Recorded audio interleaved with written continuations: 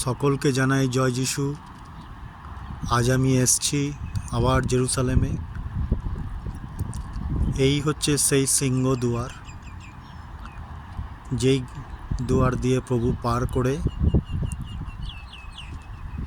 কিদ্রন উপত্যকা পার হয়ে, এই নিচটা হচ্ছে কিদ্রন উপত্যকা। এই কিদ্রন উপত্যকা পার হয়ে উল্টো দিকে যে চার্চটা নিচে দেখতে পাচ্ছেন, ওটাই হচ্ছে মাউন্ট অফ অলিভ বা গেথসিমান বাগান। সেখানেই প্রভু পূর্ণ বৃহস্পতিবারে তার ভোজ শেষ করে শিষ্যদের সঙ্গে তিনি এখানেই এসেছিলেন। উপরে যে সোনালি গম্বুজ চূড়াটা দেখা যাচ্ছে, ওটা হচ্ছে মেরি মাগদালেনা চার্চ।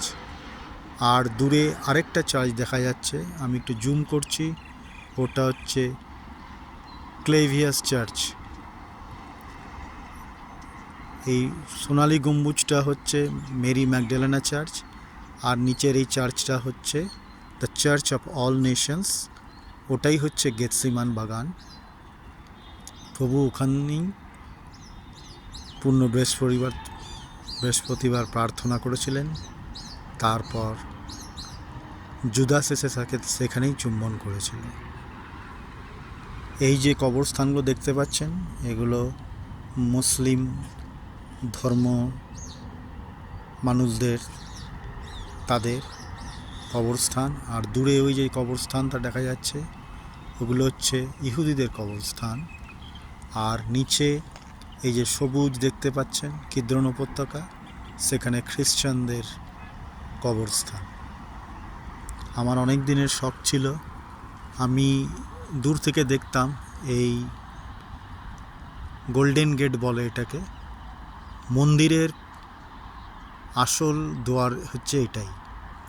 এটা অটোমান সাম্রাজ্যের যখন ওরা আক্রমণ করেছিল বন্ধ করে দিয়েছিল। কথিত আছে যে যখন খ্রিস্ট আবার আসবেন, এই দুয়ার তখন আবার খুলে দেওয়া হবে এবং তিনি কিদ্রন উপত্যকা পার হয়ে আবার সেই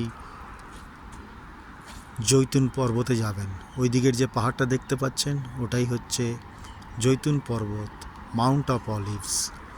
আর এই দেওয়ালের পেছন দিকেই হচ্ছে সেই পবিত্র মন্দির, সলোমন যে মন্দির তৈরি করেছিলেন সেই মন্দির।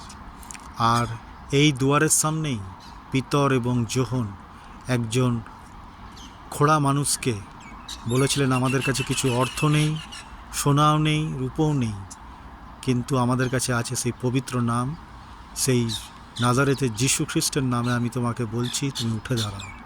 আর এখানেই সেই খোড়া মানুষটি তখনই সুস্থ হয়ে মন্দিরে প্রবেশ করেছিল। এই হচ্ছে সেই গেট। আমি আরও কাছে যাচ্ছি, সামনেটা রেলিং দিয়ে ঘেরা আছে, স্পর্শ করতে পারবো না, কিন্তু এমনি আমি যতটা পারছি ভিডিও করে আপনাদের দেখাচ্ছি। আজ আমি একা এসছি বলে সম্ভব হয়েছে, গ্রুপের লোকেদের সঙ্গে আসলে তারা এত উঁচুতে উঠতে পারে না। আর এটাই হচ্ছে সেই মাউন্ট মরিয়া, যেখানে আব্রাহাম ইসাককে বলি দেওয়ার জন্য নিয়ে এসেছিল, আর যেখানে পূর্ণ মন্দির তৈরি হয়েছিল। এই দেখতে পাচ্ছেন, এই হচ্ছে সেই সিংহ দুয়ার।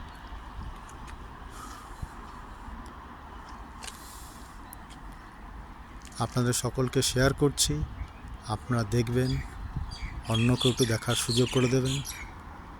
সকলকে জানাই জয় যিশু।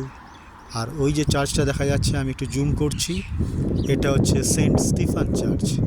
স্টিফানকে এই মন্দিরের মহাসভা থেকেই বার করে, এই গেট থেকেই বার করে নিয়ে এসে তাকে ওখানে পাথর ছুঁড়ে মারা হয়েছিল।